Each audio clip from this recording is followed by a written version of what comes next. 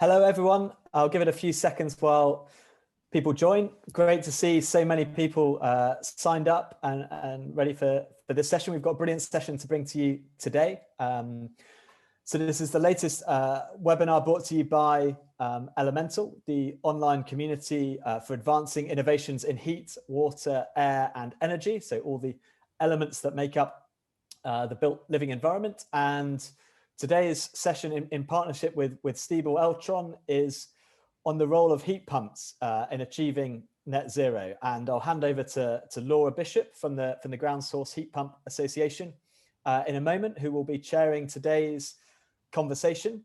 But just before I do want to point out that we'd really love to get your questions for the panelists of thought leaders that we've arranged for you here today. So please do use the Q&A feature and the chat function there to ask your questions, and Laura and the team here will be delighted to try and answer as many of them as possible in the next hour or so. It'll also be available to watch again, this conversation, this discussion, both on the Elemental site and our YouTube channel. So thank you very much for listening and for watching. And Laura, I'll hand over to you. Thank you, Ben. Yeah, thanks for having us here today. And we're going to hopefully have a good hour of discussion around heat pumps and how we can achieve net zero by using them. We've got a really good panel, as Ben has already said. So I'm going to go round in a second and ask each member of the panel to introduce themselves. We have a set of questions and discussion points that we're going to talk about for half an hour, 40 minutes. But please, as Ben said, please do drop any questions that you've got in the chat box, and we will then be able to answer those and chat around those at the end of the session as well. So if I could ask John Felgate, would you just be able to give us an intro, please? Yep. Hello, everyone. My name is John Felgate. I trained at university in product design and manufacturing, and then I worked all over around the Middle East and Southeast Asia, and now I'm raising my family here in the UK. I'm sat in Bath, or near Bath, down in the southwest. I work for a German heat pump manufacturer called Stiebel Eltron, and have done for the last 12 or 13 years. So I've seen some changes in the industry as heat pumps have become more common in the UK. You know, when I first started, nobody knew what a heat pump was. So what I'd like to get out of today is the industry's view about heat pumps, whether it's in a positive light, I hope. So yeah, I'm looking forward to the debate. Brilliant, thanks, John. And if we go to Jason, please. Hi all, afternoon everybody. My name's Jason Horner. I'm a director at Hilson Moran, known as a sort of environmental engineering and building design practice. I specialise in infrastructure planning and procurement, so I'm probably slightly different from others on this call in that I support some of the UK's largest developers, developments, and some of the UK's biggest regeneration projects as well. Obviously, Part L of the building regulations 2020, or obviously when it comes out in 2021-22, under SAP 10.1 is of huge interest to my clients. And obviously that's known as the interim future homes standard.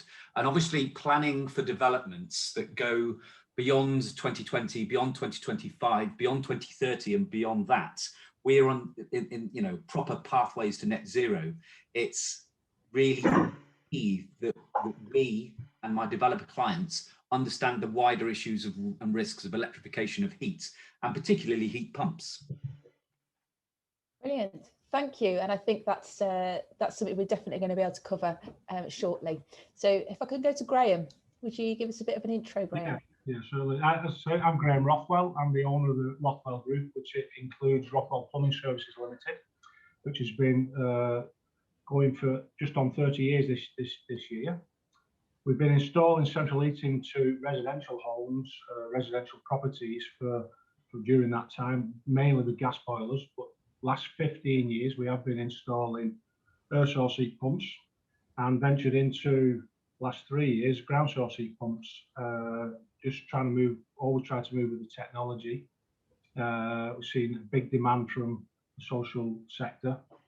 I think it's growing and growing. It's something we want to be part of. We've got offices in Newcastle, Cumbria and the Northwest. So a lot of off-grid areas there in between, and I'm looking forward to the future. Brilliant. Thanks, Graham. And it'll be great to get the perspective from someone on the ground installing heat pumps. So that's great. And last but not least, Josh. Afternoon, everyone. My name's Josh Byrd. I'm a building services engineer, senior engineer with Arup, big international firm of designers, but with a home in London. I've been with Arup's building services team, London building services team, for about 10 years now. My background was in designing and looking at the feasibility of heat networks, but as I say, I'm now a building services designer. I'm also the lead author of SIBSE's new technical memorandum on heat pumps for multi-residential buildings, which is due to be released later this year. So my interest is really not just in the heat pumps themselves, but in the entire system that surrounds that heat pump and that important relationship between the building and its fabric and the heat pump itself. So how to get it right, basically. Super. And I think we're going to have a bit of a discussion around design later on as well. So that's brilliant. Thanks, everybody. Just a question really to kick things off, a bit of a discussion really. How can heat pumps help us to reach net zero? Why are we here today? What is a heat pump? It's a general discussion around how heat pumps are going to help us to reach net zero. Who would like to kick off? I'll go first. But firstly, I have a question. Can everyone hear me okay? It is a little bit muffled, but we can hear. You will go for it. Okay, well, I'll try and shout in that case. So how and why heat pumps can help meet net zero goals? Well, my view is that electricity is the fuel of the future, really, in terms of heating. In order to hit the goals, we have to electrify space heating within the UK in all buildings. And heat pumps offer a really efficient way of doing that. I think that's where they fit in. The grid decarbonisation is happening already. It's amazingly quick, actually. I remember a few years ago, a local artist near me planted some fluorescent tubes in a farmer's field near where the electricity pylons came the cables came quite close to the ground, and they glowed at night. And it was a good piece of art because it highlighted the topical issue that electricity then was quite a dirty fuel because it loses energy from the point of manufacture, the way you use it in your home. But that's all changed now. What with offshore wind really going for it, we can start to decarbonise the grid in a really big way. So that's good. And of course, no particulates, so great from a clean air point of view. Absolutely. Yeah. Josh, have you got anything else to add? Yeah, well, I think just to really reinforce John's point there, that the decarbonisation of the grid has happened quicker than almost anyone anticipated it would, faster than the Committee on Climate Change thought it would happen, on track to be 50 grams per kilowatt hour by 2030, and they're already revising their estimates. In a way, the reason that it's taken so long to make this transition, the reason that we're making such a stark transition now, and I'm sure Jason will talk about this, is that the current version of SAP that buildings are still using is using that legacy carbon emissions factor of around 500 grams, which is now well outdated. Absolutely, yeah. Jason, did you want to elaborate on that at all? We're going to sound a little bit like a stuck record. I think we should celebrate the fact of how quickly the UK has decarbonised its electricity grid. It is a huge success story, and sometimes we as engineers are not great at blowing our own trumpet. So, absolutely, yeah. Graham, from an installer's point of view, have you got anything to add about heat? Yeah, I think it's a great opportunity for business and not just the economy, but for businesses to kind of reinvent the wheel, perhaps put some apprenticeships programs in for renewable energies, because I feel it's all gone stale. It's saturated the gas industry with just, as we call them, combi boiler installers. And it's time that we become more professional as an industry, with more training, more health and safety advice, and it's a spade in the ground for the future, and I think we can really use it as a springboard to move forward. Yeah. And that's something actually that we maybe don't think about when we're thinking about going to net zero, is all the accompanying bits like the training and the refreshing of the industry. Jason, did you have something else? I was just going to say that it wouldn't be complete without saying, obviously, there is an alternative to electricity, and that is hydrogen. We're not going to cover that here, and I think quite a few of us would have quite a lot to say on that also. But my personal opinion, and just to put this to bed now and probably won't pick it up again, is, we're a long way from heating our homes and our workplaces through hydrogen. Yes.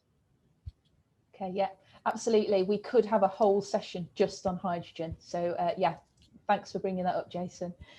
So first question, I suppose, getting into the meat of it now. A lot of our homes and businesses are currently heated with gas. Moving across to an electrified system using heat pumps, that's quite a big transition. So challenges on the electricity network. Jason, did you want to pick up on that one? Yeah, I mean, clearly there are going to be challenges on the electricity network, both technically and commercially. And I think the starting position is a lot of the DNOs, the distribution network operators, Western Power and UKPN and SSE, et cetera.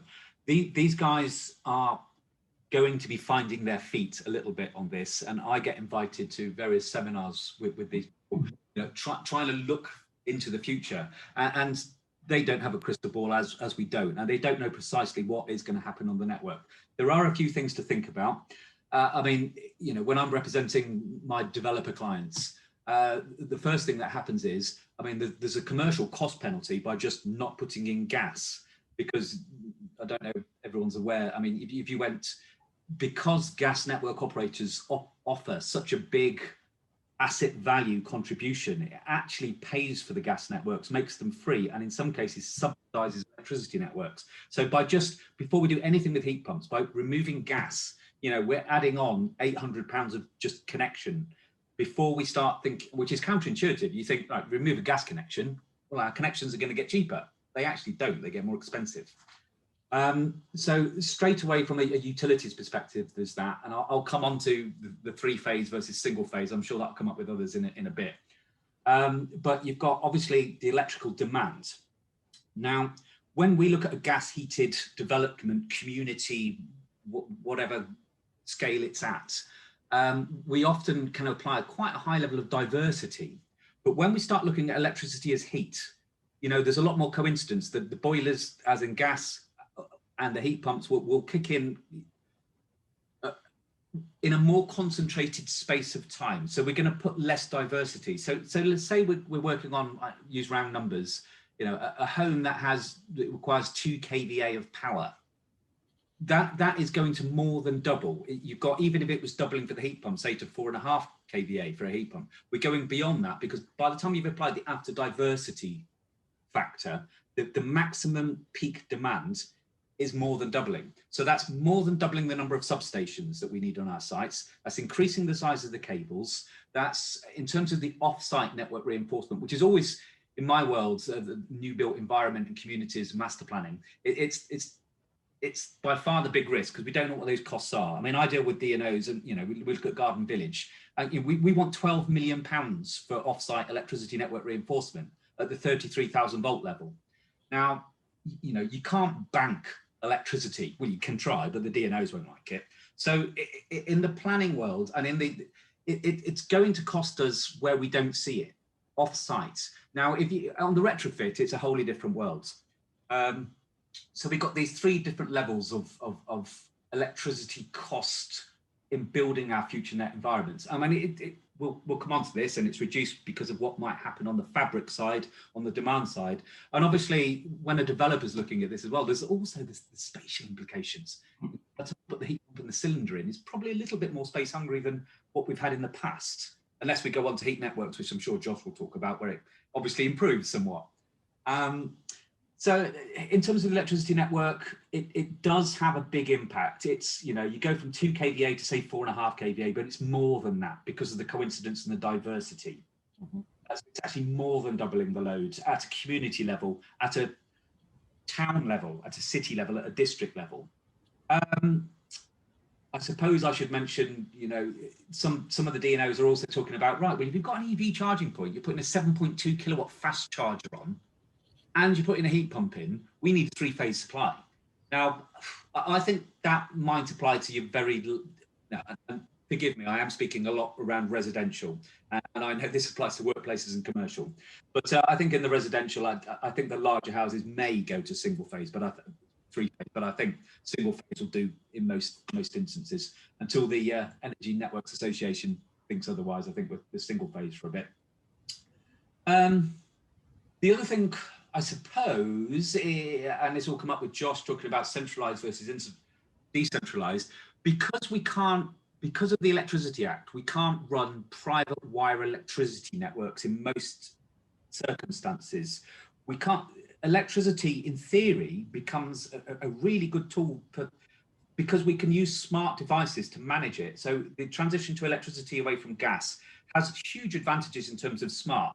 Now, licensing exemptions, I don't need to get into that, but it also huge opportunities with smarts when we move to electrical heating with electrification of transport. I probably should park it there.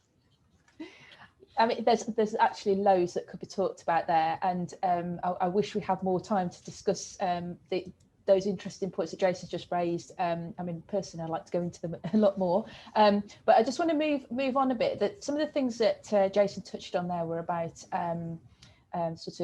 diversity and maybe demand side response. So, just looking at the financial side.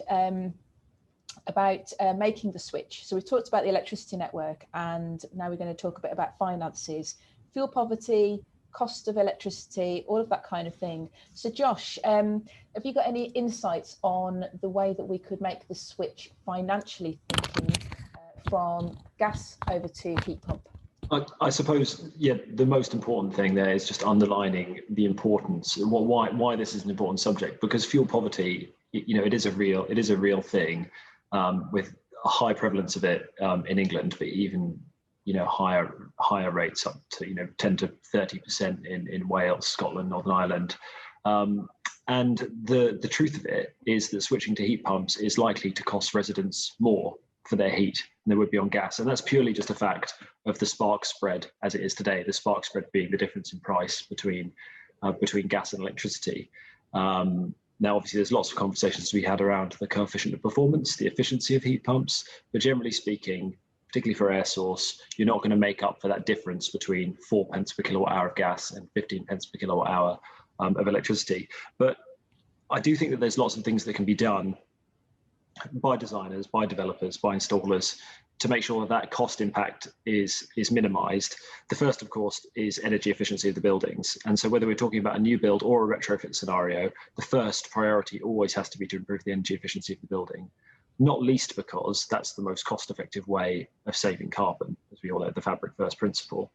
But also the important fact that improving the fabric efficiency of the building improves the operation of the heat pump. And I think this is something that not everyone, particularly designers, appreciate, the relationship between the fabric improvements or the fabric specification of a building and the performance of the heat pump. It actually impacts it on many levels, because if you improve the fabric performance of your building, not only are you reducing the capacity of that heat pump, you're also changing the temperatures at which that heat pump can operate. So this is all part of the emitter sizing as well. If you can enable those lower temperatures, I'm talking about in space heating mode here, then obviously you can improve the efficiency of your heat pump. And that again is going to help with the costs to the residents.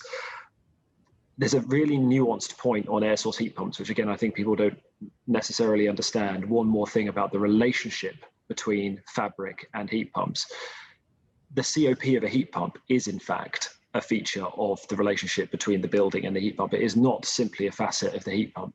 And that is to say, not long ago, the balance temperature for a new property in the UK might have been 14 degrees, 15 degrees. So that is to say you turn your heating on when you're at 14 degrees. Nowadays, we've got much improved fabric performance. It's 7 degrees, you know, getting down to 5 degrees. And if you're looking at a passive house, it's probably 0 degrees. So they're not turning their heating on until they're right down there. Now, clearly, a heat pump which operates at all conditions below 14 degrees is going to give you a very different COP to a heat pump that operates at all conditions below 0 degrees. So you need to understand the building that the heat pump is being applied to before you can really understand the COP and therefore the cost to the resident. I think there's a really important point when it comes to costs around tariffs and load shifting. These are kind of the same point. So things like time of day pricing might become an important feature in tackling this increased cost associated with heating your building electrically. So particularly if you have domestic hot water storage, the idea of, you know, charging up that domestic hot water store, your hot water cylinder at a time when electricity is cheaper could be an important feature. And I think the last thing to say is, and it comes back to what Jason was saying, removing the gas standing charge. You know, if you can remove that gas standing charge altogether, then that buys you a kilowatt or two. You know, if it's 20 or 25 pence a day, buys the resident a kilowatt or two of electricity, which is a few kilowatts of heat. So that again goes some way towards combating the difference in price. Thank you. And I think, you know, what you said there about looking at the building as a whole, understanding it's not just about the heat pump, it's about the whole system. That's absolutely key to getting a well-performing system. I just want to go to Graham.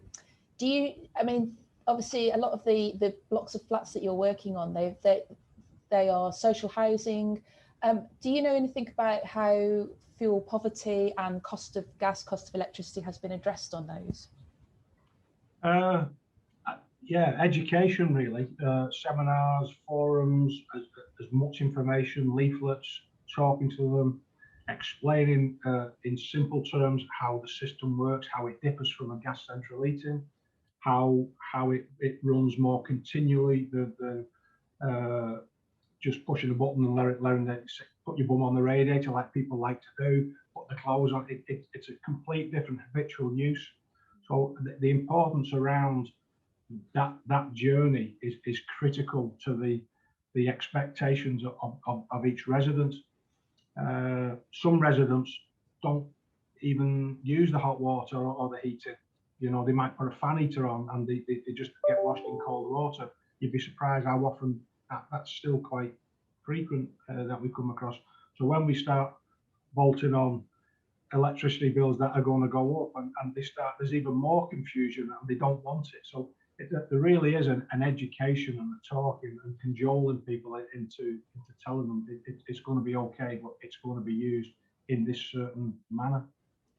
Yeah, that's great, because actually as engineers we do tend to focus maybe on the technical aspects and the whole building aspect, and actually this is the soft side, which is the education and the holding people's hands and taking them through it. So great, that's a really great insight, thank you. Anybody else got anything on the financial side? I think Jason, actually you had something there possibly on the impact of future building standards, which might actually make this less of a financial issue and more of a legislation issue. Yeah, partly. Just quickly, Josh made the point about standing charges, and that's exactly right. I just want to just comment on the irony of actually that standing charge. At the moment, all environmental charges and levies on our energy bills are on the electricity bill and not on the gas bill. So when you say standing charges, we're not actually talking about, we are talking about standing charges, obviously, but I think there are moves, and I understand that there are moves afoot that this will shift, and this is coming along. And this is a, you know, really big issue. You know, all the taxes are on the electricity bill and not on the gas bill. Why are people going to swap? Why are people going to change? Anyway, that's coming along. The only other thing we talked about the cost and economics I was going to raise is perhaps the heating emitters side. I don't, whether you want to comment on that. Obviously, you need sort of greater surface area in terms of the lower temperature systems. But no, this regulation coming in Part L will drive certain behaviours more than the economics. So it's going to be driven by regulation a little bit more than economics just at the moment. That's it. Okay. Thank you. John, did you have anything to add on that at all? No, I think that's a pretty good sum up, actually. Yeah, fuel poverty, is a kind of driver for the heat pump industry, and I think well, the low-hanging fruit is off-gas areas, isn't it? It still is. You know, we're displacing oil and LPG first. Yeah. And then we'll get into tackling the mains gas side of things. So yeah, that's good. Well, excellent. Laura, it might just be worthwhile mentioning the integration of battery storage as well with heat pumps moving forward, because that can help residents reduce the fuel bills with certain different tariffs. Yeah. I mean, deeper discussion for another day, but I think we want to go hand in hand in the future. Yeah. Yeah, I mean, absolutely. We could have, as you say, another discussion on that, but looking at building systems where you haven't just got a heat pump, you've got battery storage, you've got thermal storage, you've got time of day tariffs, you've got building fabric improvements, all of those things wrapped together. Yeah, you end up with a great system. You can end up with a great system. I just want to move on to a bit more technical. So there's changes afoot in refrigerants. The refrigerants that are used inside the heat pump that enable the heat to be generated or the cooling to be generated. So, John, do you want to just give us a bit of an update on the changes and why they might have happened recently and what that means for us? Yeah, sure. So, just to set the scene, heat pumps use F gases or fluorinated gases as a means to harvest energy from the environment. And these fluorinated gases or F gases contribute to the greenhouse effect and therefore global warming. So it's bad. But one bit of good news though, you've probably heard of the hole in the ozone layer above the Antarctic. Anyway, it's closed up. So that's good news. And this is due, well, in part to the reduction in the use of harmful F gases across all industries, but heat pumps as well. And I should say that, well, naturally occurring meteorological conditions and the presence of ozone depleting substances in the atmosphere also had a bearing, but I think it's positive news. I think, well, Jason mentioned earlier, we don't blow our own trumpet enough, but it's a good example of how working together across country borders can make a real change to the environment. And I'm referring there to the F-gas regulations here, which changed quite dramatically in 2014 in order to phase out the most harmful refrigerants from the market. So in effect, heat pump manufacturers are being forced, quite correctly, but they're being forced to protect the environment through the gradual phase down of F gases. To make it easy to understand, these refrigerants are graded based on their CO2 equivalent, because that's the most recognizable scale. People understand that we have to say carbon, so it makes sense to use that as a metric or a scale. And to put it in perspective, in 2014, when this regulation was changed, refrigerants were responsible for 183 million tons of CO2 equivalent. Hell of a lot. By 2030, the regulation aims to reduce that to 39 million tons. So it's a massive change, which will have quite a positive impact on the planet. These latest rounds of enforcements or changes in 2020 are quite recent. Have already reduced it by 50%. So we're kind of well on track to hit the 2030 target. So it's some good news there. But what does it mean in terms of the design of heat pumps? Well, manufacturers have embraced the change. They do.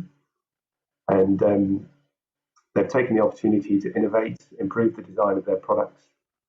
Changing the refrigerant within a heat pump is quite a big change. You know, it's almost a complete redesign. So in the latest models, you'll see a marked increase in efficiency, but also in most cases, an increase in the temperature of the water that a heat pump can produce. Now, historically, the challenge for heat pumps has always been their ability to heat domestic hot water to high enough temperatures to restrict the growth of bacteria. Space heating, less of a problem, for domestic hot water is. And that's changed now with most heat pumps using these new refrigerants, being able to heat a tank to above 60 without the use of immersion heaters is a real positive. So, to sum up, I see this as a positive change that will reduce global warming and further increase the efficiency of heat pumps in the market. So yeah, I think it's a good thing. I embrace it. Brilliant. Thanks, John, for that overview. Has anybody else got anything to add to that on refrigerant changes? Just a quick point, I suppose, on refrigerant management, and I think we're probably going to touch on this when talking about centralized versus decentralized systems, my favourite topic. But that, you know, it's an important consideration as to how refrigerant is going to be managed throughout the whole life cycle of a system. When you have a centralized system, that refrigerant is in a kind of managed environment, potentially with a facilities management team, a landlord team that are kind of looking after it. There are obviously lots and lots of technologies available where that's not the case. For low density housing, when it comes to heat pumps, individual home heat pumps are the answer. And for some, in some cases, with high density housing, multi-residential, for care homes, student accommodation and blocks of flats, in-home heat pumps can still be the answer. But maintenance and how that refrigerant is responsibly disposed of or harvested at its end of life, that has to be thought about. And is that actually going to happen when that heat pump is within the demise of the resident rather than in a landlord location? Okay, well, that brings us, oh, sorry, Jason. Sorry, it's just Josh, obviously, Josh and I have similar likings and thoughts on decentralized versus centralized here. But obviously, it could go down the route, and we're expecting this to happen at some point in the future as the market matures. But you're going to have energy services companies probably owning and operating individual heat pumps and individual dwellings. So that could be where the market moves. Well, let's talk about that now then. The next topic we've got is about the scale of implementation of heat pumps. Josh has already mentioned it: centralized systems, energy centres, heat networks versus decentralized individual heat pumps in homes. So Josh, do you want to kick off with that, please? Yeah, well, I think, you know, we've already touched on a couple of points that the industry is moving in, you know, the decision to go down the heat pump route has been made rather than hydrogen. The government might be hedging its bets, but we as developers and designers, you know, heat pumps is the answer because that's within our gift, within our control.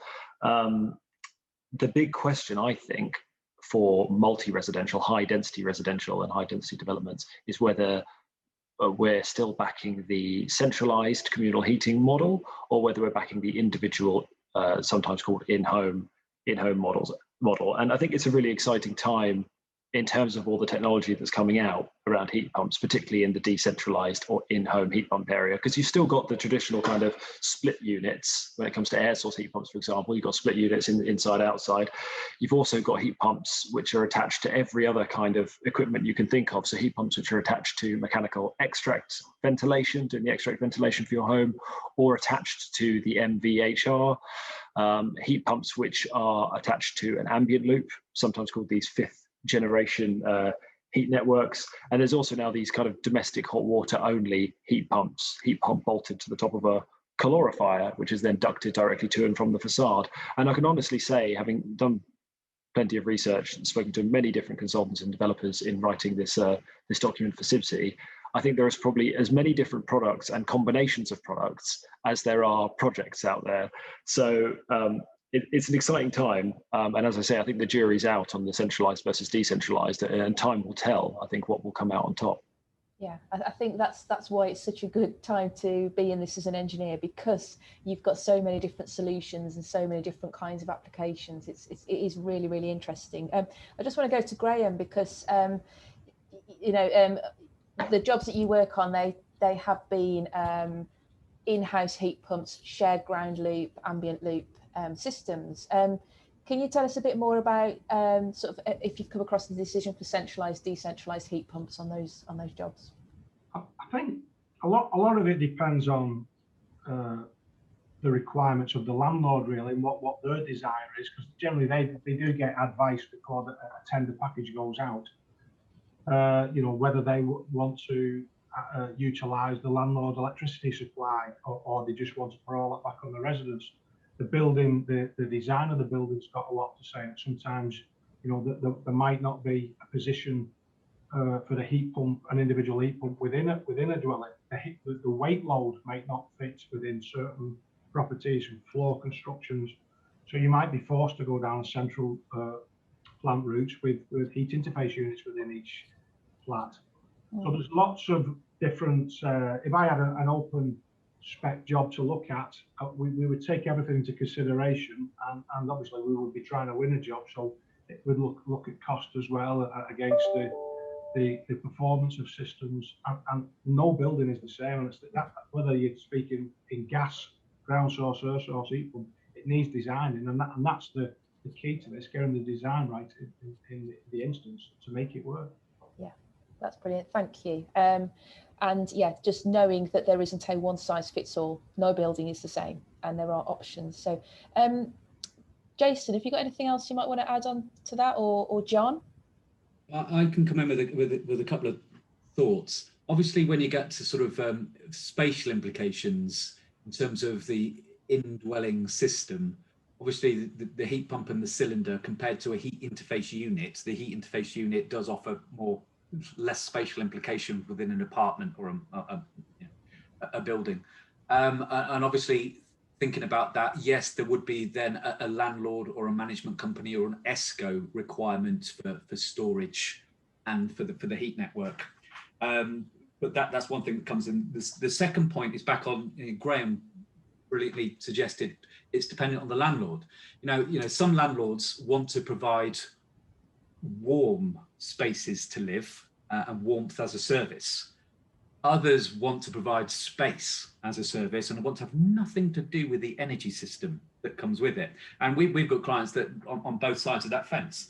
And that really affects. The first thing you ask about is, you know, what's the game here? Are you going to develop this and you're going to move on, or you want to incorporate it into part of the community? And if it becomes part of the community, then that opens up other avenues, you know, community operated, community governed systems, where there's also the thought that comes from Graham's thought with thinking about, you know, centralized in-home heat pumps versus centralized heat pumps, if we're going to call it that. And the third point on this is, I did have a third point on this.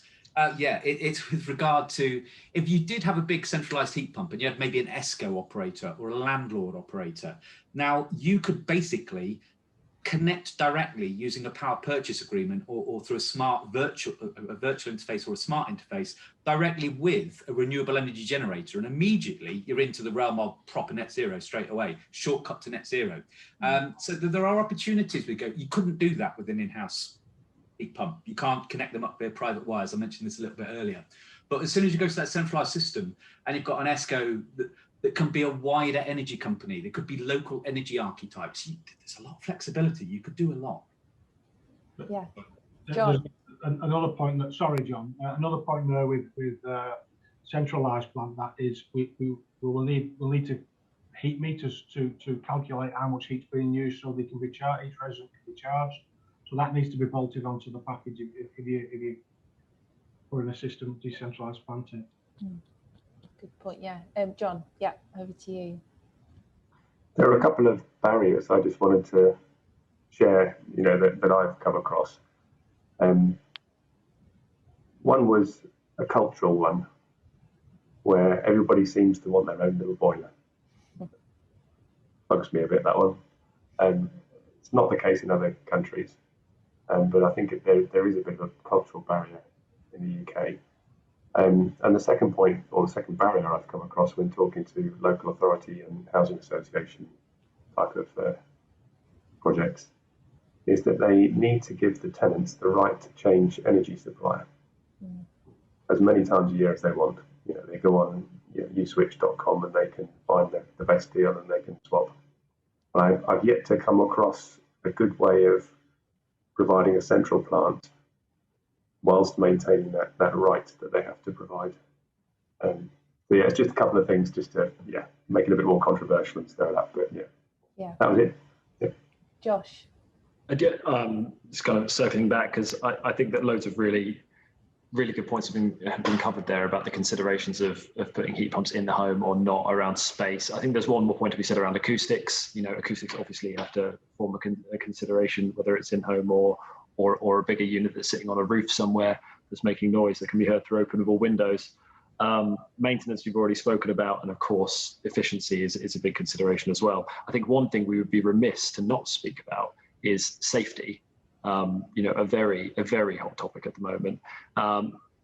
We've got the building safety bill coming out, and that draft legislation is kind of in the public domain around high risk residential buildings. And it's clear that there's going to need to be a safety case built for residential buildings, and the selection of the energy system, including the heat pump, centralized or decentralized, will form part of that. Another really important point around safety, and it does speak kind of to the in-home units or the centralized system. In-home units are generally low capacity when you compare them to, say, an HIU. Therefore, they are inevitably coupled. Whether we're talking about an MEV, an MVHR unit, or an ambient loop, passive ground loop array, it's going to be coupled with domestic hot water storage in the apartment. And the two big considerations there are Legionella and scalding risk, both of which relate to the temperature at which you're storing and generating and distributing your hot water. Of course, the temperature at which you choose to store and generate your hot water not only impacts the safety, but also the efficiency. So it's all part of the same conversation. Yeah, loads to think about. Just aware of time, we've had a few questions through. Please do send any more questions through. But we've talked about a lot of options there, and if anybody's here thinking, well, how would I take this forward? If you were talking to a heat pump installer, what do you need to ask, or what do you need to discuss to get the results that you think you need, if you're not quite sure? So, John, have you got any thoughts on that? Yeah, and it's really key, actually, because you can waste a lot of time and money early on in the design process by not asking the right questions, or shooting off down the wrong route, or coming up with 4 or 5 different options for everything. I get that quite a lot. But yeah, the first thing is getting the right size. Too small, you risk being cold, or having to rely on electric backup or boost elements, which is costly and obviously not the right thing to do for the planet. How large and powerful your heating system needs to be depends on a number of different factors, but the size and age of the property is the place to start with during that process.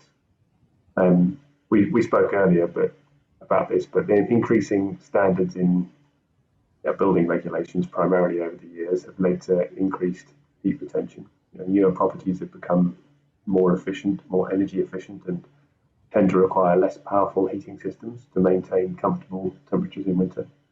So before speaking to an installer, I would suggest having an idea of the size and age of your property to hand. It's amazing how many people don't know that.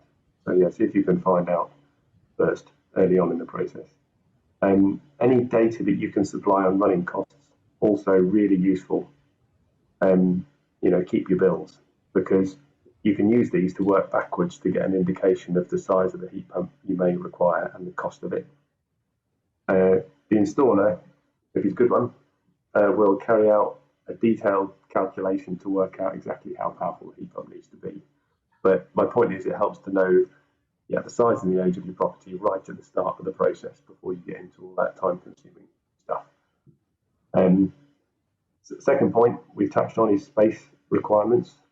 If it's a new build project, vital to ensure that your architect and builder have briefed to consider the space requirements for renewable technologies at the beginning of the project, not when it's too late. Very often we see clients who've left it too late in the design and planning process and find that they've not allowed enough room for the technology. So yeah, that's quite important to cover that well early on. To that end, it's worth spending some time familiarising yourself with the impact and the requirements of different heating technologies as early as possible in your project. Find out how much space heat pumps need in this example, because the requirements might influence your overall design. For example, easy one, installing a ground source heat pump may mean digging up land to install ground loop collectors, quite often twice the floor area of your house, or perhaps drilling deep boreholes in the garden. Air source heat pumps, on the other hand, often have a relatively small footprint, and they're easy to install, but tend to produce more noise. So you should consider that. This needs to be considered when thinking about the positioning of the outdoor unit. But also remember that space within the property will be required for the water storage tanks and controls equipment and circulating pumps and all of that kind of stuff. You need more space inside than you would if you had a gas combi boiler. You just do. Brilliant. Flow temperature, I suppose, is my last point. You'll need to think about the heat emitters and your heating pattern. That's important too. If you're on an existing property, you may need to think about whether you want to keep some or all of your existing emitters, radiators, whatever. That might possibly compromise your efficiency and the performance of your nice new system. Or the alternative is you face the disruption and cost of installing a new emitter system, and that's often pulling your house around quite a lot. The cost of emitters, of course, it's an aesthetic decision as well. You have to get the whole family involved, but you may not wish to rip out your ornate Victorian cast iron radiators in your old vicarage, that kind of thing, that scenario. Alternatively, you might not want to have fan coil radiators cluttering up your minimalist new build when you could have invisible underfloor heating, for example. Yeah. So I think there's a compromise to be struck here. The lower the flow temperatures, the higher efficiency. That's the heat pump mantra, isn't it? That's the thing. Yes. But I don't think. I know that not many heat pump people would argue with that. But you do have to consider the disruption to the property and the budget as well. So I hope that helps a bit. Yes, thank you. That's excellent. We're going to have a couple more minutes before we go over to the questions. So you've already mentioned design, so I just want to come back to Josh and Jason on design in a second. But Graham, as an installer yourself, as a good installer yourself, what sort of things would you need your client to come and talk to you about if you were looking at a new job? Yeah, well, it's always great to have a detailed specification. We don't always get that. We sometimes just get an outline, brief to what to look for. So it's great if more detail can be put in up front from the landlord. If they can give us a full ground report, and just the conditions of the site, allow us access to the site prior to pricing the work, so we can have a walk round, enter flats, see what pipe runs are like, locations. It's important, and the more information a client can give us up front, it probably stops adding unnecessary money on for risk as an installer, because if a client's got a desire to install ground source heat pumps, whatever's required will be required and it will need paying for. So it's better to pay only for what's required rather than paying for a load of risk because they haven't given enough information up front. So it does help. We would look, again, once we've got the ground report and done analysis on that, we're looking for thermal values, the building, the fabric of the building, as many drawings, plans of the surrounding areas, of elevations of the building itself. Just really to give us more information to be able to put a proper price in. One important thing is expectation of program and timescales. Do we want to be drilling 70 holes through the winter when the ground's bad and there's a lot of water about?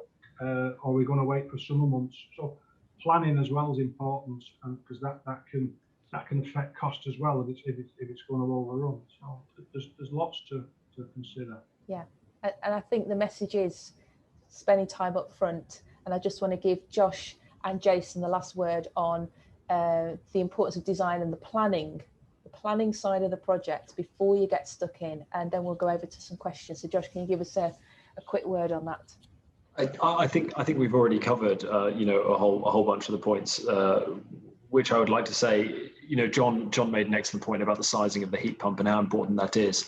And I guess I'd just like to reinforce that heat pumps are not a drop-in replacement for a gas boiler. And that's what we all know. But the danger of undersizing, John already spoke about, but the danger of oversizing also. Heat pumps don't like to short cycle. That is to say, if they're accelerating and decelerating a lot of the time, then their efficiency will suffer. And I think one more kind of design nuance that's not always accounted for is the defrost cycle of air source heat pumps.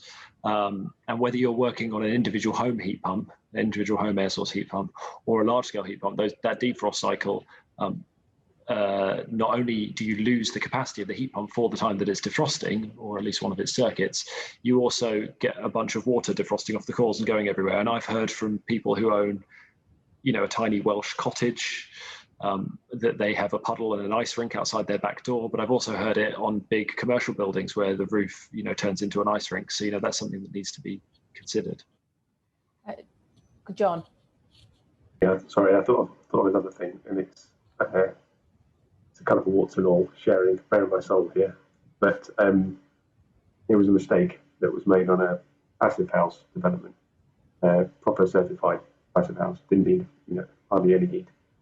And I guess my point is, if you, like most of us would approach sizing a heat pump by looking at the space heating requirement first. We calculate how much the property needs when it's -3 outside, that kind of design day.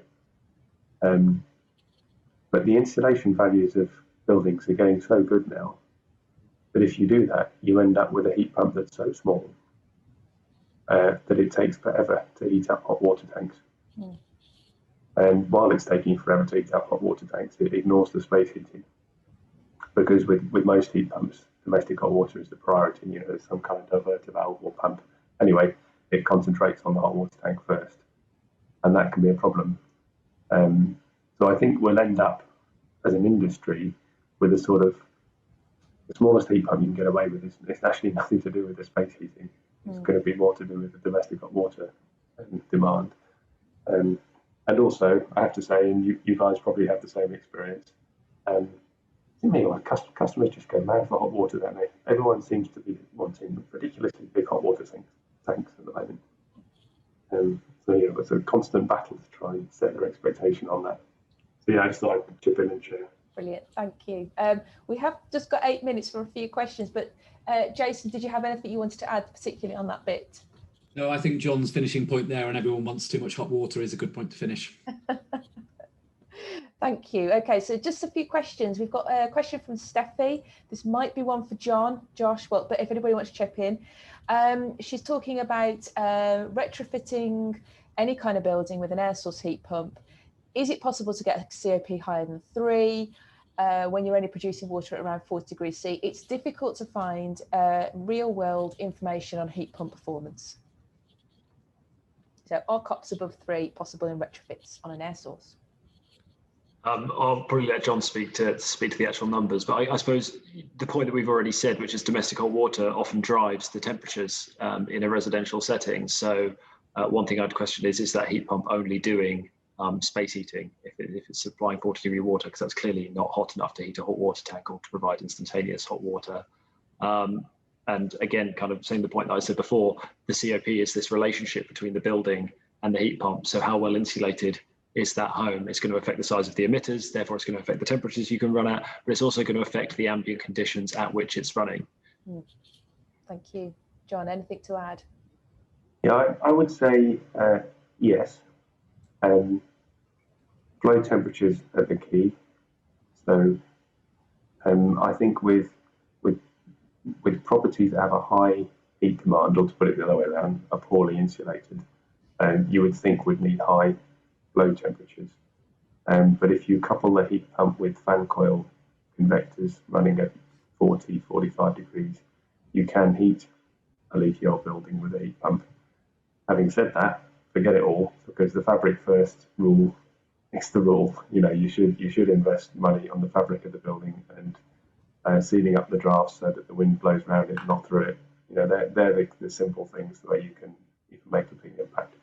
But yes is the answer. It's absolutely possible. I'm happy to share information on it. We've got hundreds and hundreds of heat pumps connected online, which we're learning from using that data.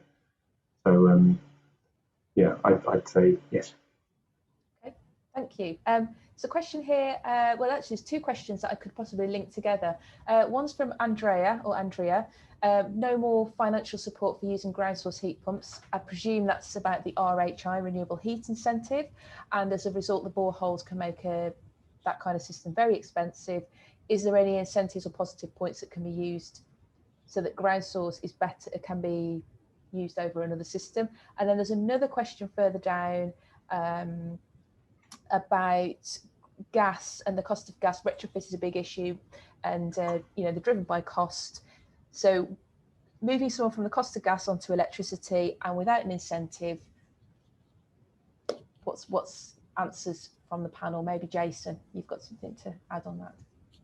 The first thing to state, and we did mention this earlier, is that we do need to move the environmental levies from electricity onto gas, or share them equitably across the two at least. Otherwise, there's no incentive to move.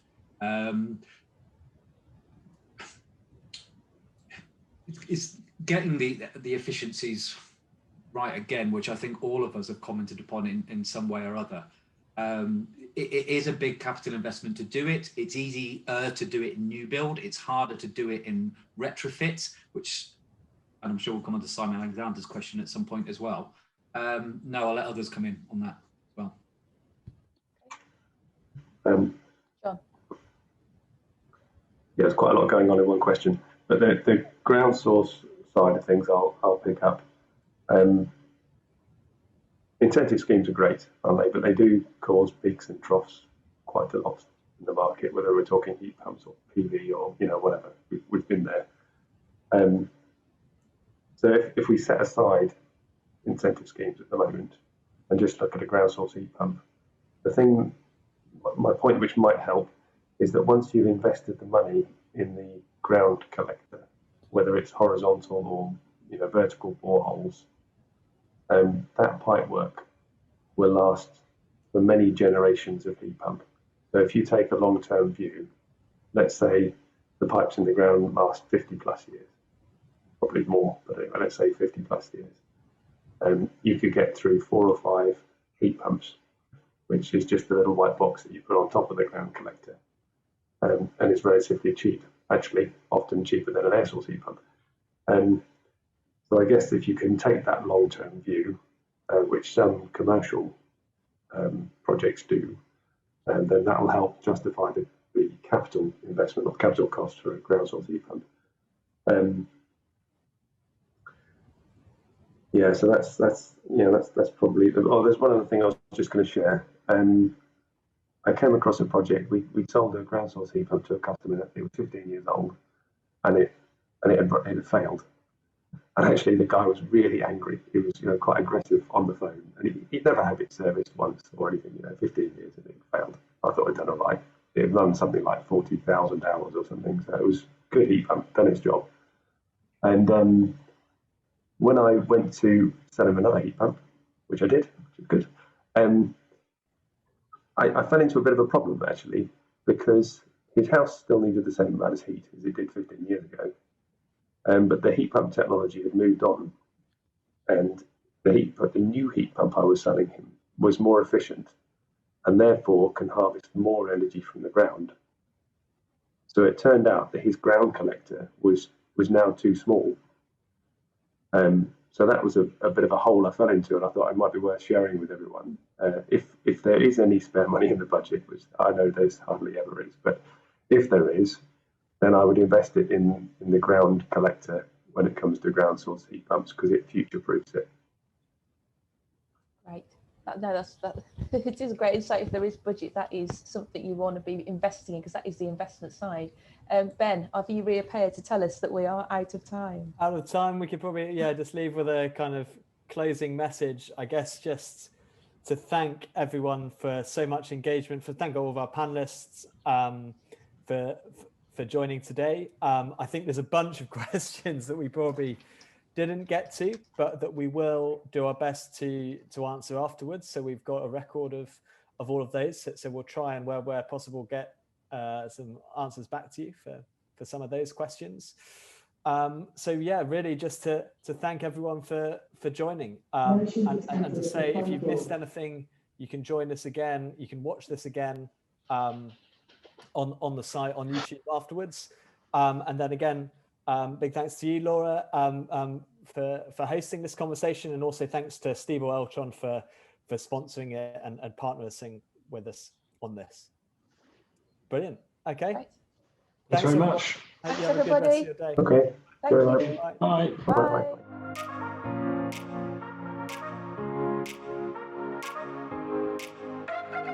Bye.